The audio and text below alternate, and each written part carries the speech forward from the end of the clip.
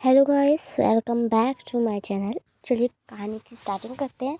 कहानी की स्टार्टिंग वहीं से होती है जब पार्टी विंग के बर्थडे पार्टी में लैंडन को ड्रिंक में कोई कुछ मिला देता है। उसके बाद विंग और लैंडन काफ़ी ज़्यादा करीब भी आ जाते हैं, बट नेक्स्ट डे लैंडन विंग को छोड़कर मतलब उसके उठने से पहले ही ऑफिस चला जाता है और पूरा दिन उसी के बारे में सोचता रहता है। यानी उसे बहुत गिल्ट फील होता है कि उसने जो किया वो गलत था।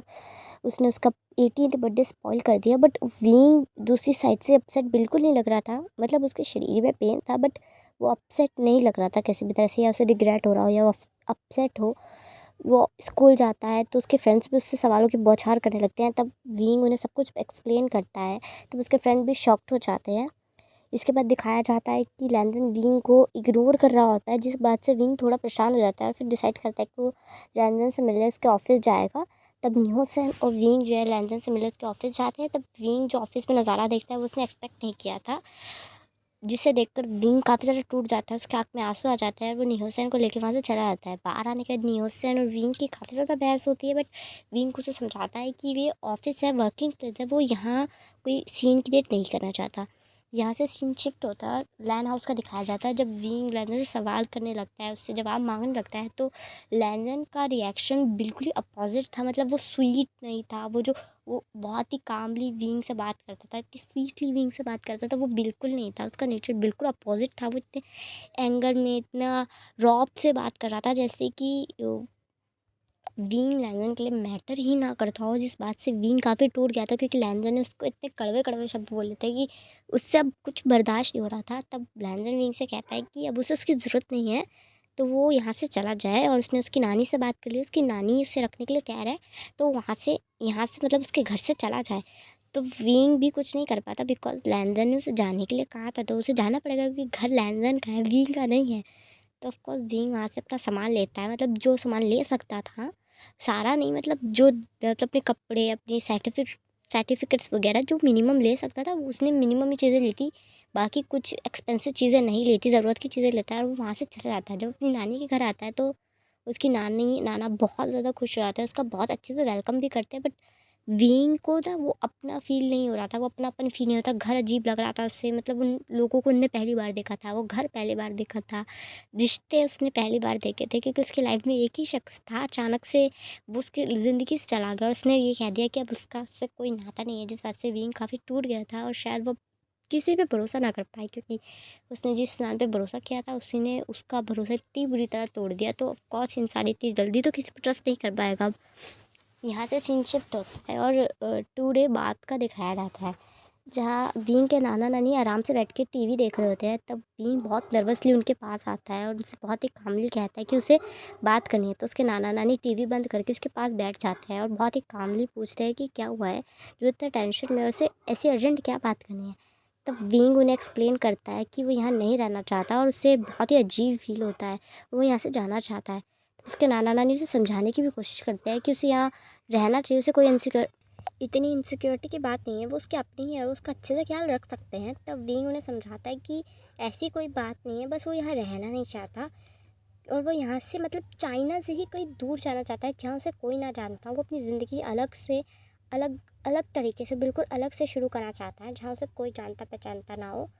और वो बहुत ही अपने नाना नानी को कन्विंस करता है, तब जाकर उसके नाना नानी मान जाते हैं। बट वो उससे ये भी प्रॉमिस लेते हैं कि जब उसे लगेगा कि उससे हैंडल नहीं हो रहा, अब वो और नहीं कर सकता, तो वो उसके पास वापस आ जाएगा। तो विंग उन्हें प्रॉमिस करता है कि जब उसे ऐसा लगेगा कि वो और हैंडल नहीं कर सकता या उससे और नहीं होगा, तो वो उनके पास वापस आ जाएगा।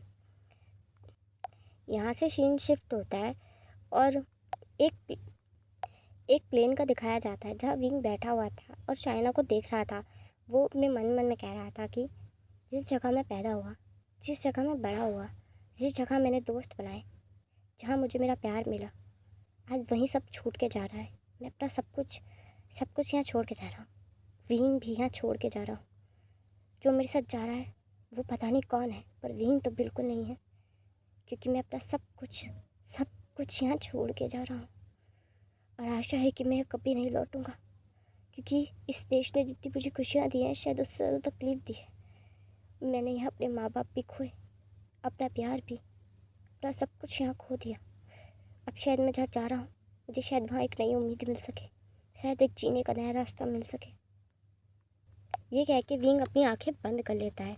यहाँ दूसरी तरफ सीन शिफ्ट होता है और लैन हाउस का दिखाया जाता है, जहाँ लैंजन की हालत बहुत ज़्यादा ख़राब होती है, जिसे देखकर उसके जो सर्वेंट्स होते हैं, शूमा और बाकी सर्वेंट बहुत ज़्यादा पैनिक हो जाते हैं। शूमा तुरंत डॉक्टर को कॉल करती हैं। डॉक्टर तुरंत लैंजन का इलाज करने घर पे आते हैं।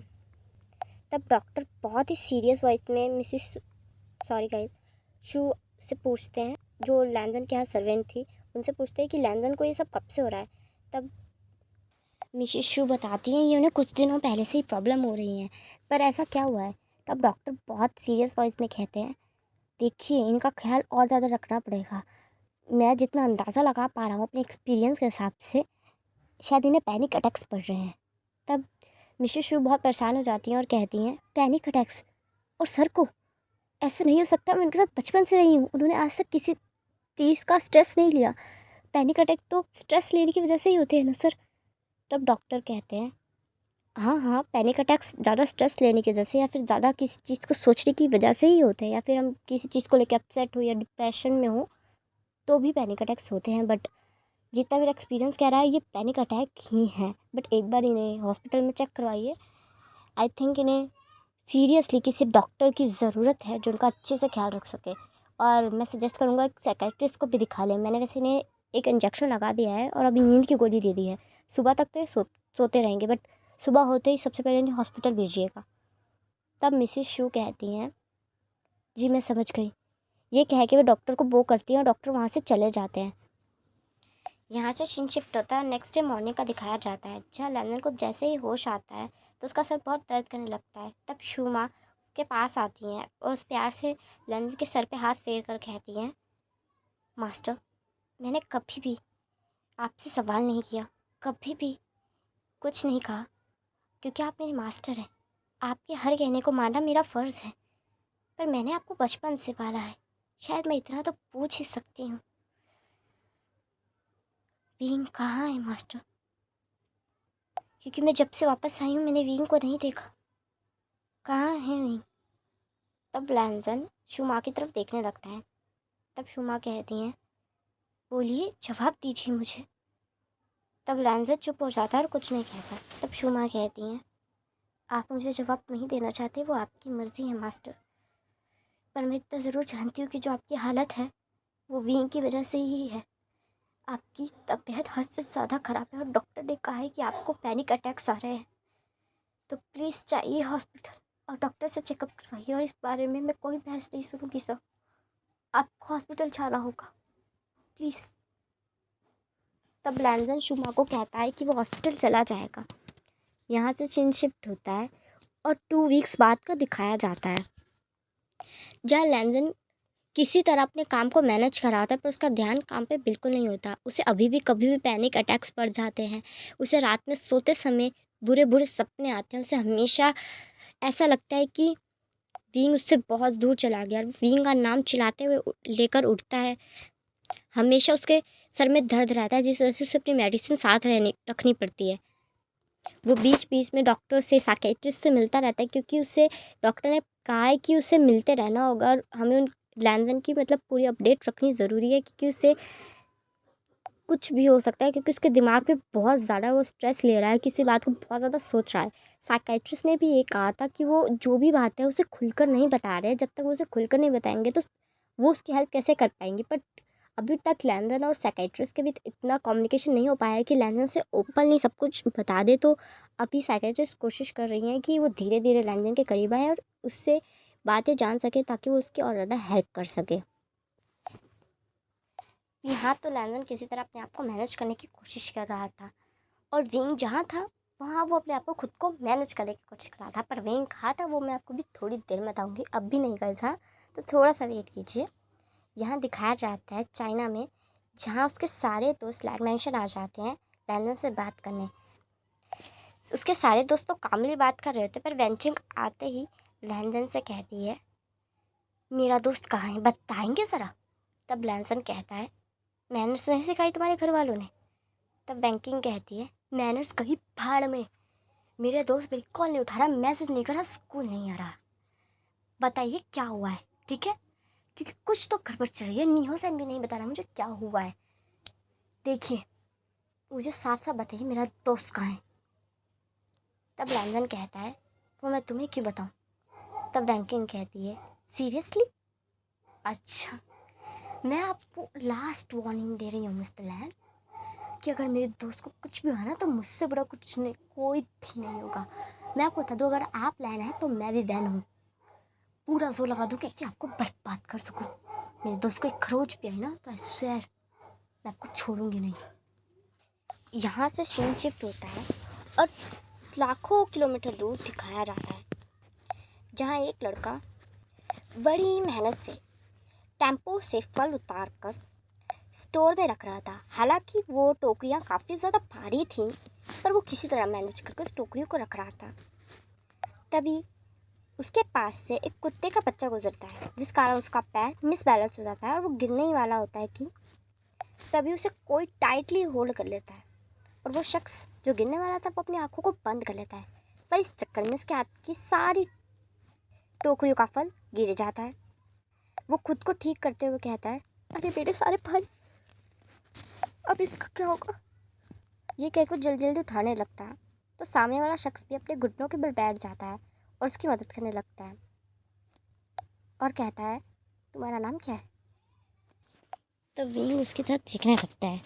तब वो सामने वाला इंसान स्माइल करता है और विंग का हाथ पकड़कर अपने पॉकेट से एक पेन निकालता है और उसके ऊपर अपना नंबर लिख देता है, जिसे विंग अनबिलिंगली बिना पलक झपकाए देखने लगता है और वो शख्स वहाँ से चला जाता है। तब विंग खड़ा होकर कहता है इस देश के लोग सच में हद से ज़्यादा अजीब है। क्या नमूने मिलते हैं मुझे आजकल। हाँ, पागल कहीं के। खैर छोड़ो, जल्दी जल्दी उठाओ। ये कह के वो बाकी बचे सेब को उठाता है और टोकरी में भरकर अंदर लेके जाता है। जब अंदर लेके जाता है तो विंग उन बचे हुए टोकरी में फल डालता है और अंदर लेके जाता है। जैसे वो अंदर लेके जाता है तो उसका मालिक सुधारते हुए कहता है कि उसे टोकरी संभालनी नहीं आती।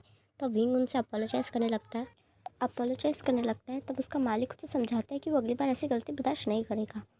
विंग फिर अपने बाकी के काम में लग जाता है। हाँ गाइस, विंग कहीं और नहीं है, विंग है कोरिया के सियोल में। वो कोरिया के सियोल में शॉप पे काम करता है पार्ट टाइम, और वो जहाँ काम करता है वो वहीं रुक भी जाता है, मतलब वहीं रह लेता है। वो इसी तरह अपनी लाइफ को स्पेंड कर रहा है। हाँ, उसे शुरू में बहुत ज़्यादा तकलीफ हुई थी, बट अब वो किसी तरह मैनेज करना सीख गया है। और इस टाइम को कुछ 2-3 दिन या 2-3 वीक नहीं हुए हैं जब से वैंकिंग और लैंसन मिले हैं। मतलब जब वैंकिंग और लैंसन को झगड़ा था तब से टाइम बहुत ज़्यादा वक्त आगे निकल चुका है और 1 साल कंप्लीट होने वाला है। यहाँ से सीन शिफ्ट होता है और नाइट का दिखाया जाता है, जहाँ एक कस्टमर विंग से लड़ रहा होता है कि उसने उसे पैसे कम दिए हैं। तब विंग उन्हें समझाने लगता है कि उसने पैसे कम नहीं दिए हैं, उसने उसे बराबर पैसे दिए थे, उससे कहीं गिर गए होंगे, उसने 2 बार गिन कर पैसे दिए थे, उससे काउंटिंग में गलती नहीं हो सकती। पर वो कस्टमर कुछ नहीं सुनता और वह झगड़ा करने लगता है और तेज से चिल्लाने लगता है, जिस कारण आसपास के लोग भी इकट्ठे हो जाते हैं। शॉप का मालिक भी बाहर आ जाता है और कस्टमर से पूछता है कि क्या बात हुई है। तब कस्टमर से सब बात बताता है। तब उसका मालिक विंग को डांटते हुए कहता है कि उसे इतना सा ध्यान नहीं रहता।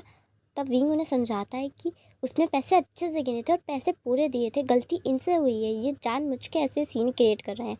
तब कस्टमर भड़क कर कहता है कि तुम्हें क्या लगता है मैं झूठा हूँ, मैं झूठ बोल रहा हूँ, तुम सच बोल रहे हो। हाँ हाँ, उन्हीं के इसी झगड़े में पुलिस भी वहाँ आ जाती है और उन दोनों को पुलिस स्टेशन ले जाती है। विंग वहाँ बहुत नर्वसली बैठा होता है क्योंकि एक तो उससे वहाँ की भाषा प्रॉपरली नहीं आती थी, वो चाइनीज़ था, कोरियन नहीं, इसलिए उसे कोरियन लैंग्वेज में अभी भी तकलीफ़ होती थी क्योंकि उसे ज़्यादा वक्त नहीं हुआ था और ना ही वो यहाँ किसी को जानता था, इसलिए वो काफ़ी ज़्यादा नर्वस था। तब पुलिस वाले उससे कहते हैं कि वो किसी को जानता है तो वो उसे बुला सकता है। तब विंग को कुछ समझ नहीं आता कि वो किसे बुलाए, क्योंकि वो कोरिया में किसी को भी नहीं जानता, एक सिंगल पर्सन को भी नहीं जानता, तो वो बुलाएगा किसे। तब वो फ्रस्ट्रेशन में अपने हाथ को अपने माथे पे लेकर जाता है और आंखें बंद करता है। तब उससे कुछ ध्यान आता है, अपने हाथ की तरफ देखता है और नंबर को गौर से देखने लगता है और पता नहीं क्या सोचकर रिंग उस नंबर पे कॉल कर देता है और सामने वाला पर्सन एक कॉल में ही रिंग उठा लेता है, फ़ोन उठा लेता है। फ़ोन पिक करते ही रिंग सिर्फ एक ही बात कहता है, मैं पुलिस स्टेशन में हूँ, पता नहीं कैसे पर क्या तुम मेरी मदद कर सकते हो? आई एम सॉरी गाइस, जो पीछे से नॉइज़ आ रही है उसके लिए आई एम रियली सॉरी। तब वह सामने वाला शख्स कहता है ठीक है, सियोल पुलिस स्टेशन में होंगे ना? तब विंग कहता है तुम्हें कैसे पता? तब वह सामने वाला शख्स कहता है हम सियोल में ही मिले थे। ऑफ कोर्स वहीं काम करते हो, तो उसी एरिया के पुलिस स्टेशन में होंगे ना? मैं आ रहा हूँ, ठीक है, इंतज़ार करना। ये कह के सामने वाला शख्स फ़ोन काट देता है और अपनी चेयर से उठता है। तभी उसके सामने 2 पर्सन्स आ जाते हैं और कहते हैं हम आपको ऐसे बाहर नहीं देने से सकते, आप वैसे भी बिना बोले कभी भी बाहर चले जाते हैं। तब वह शख्स कहता है तुम दोनों मेरा पीछा कभी नहीं छोड़ोगे ना?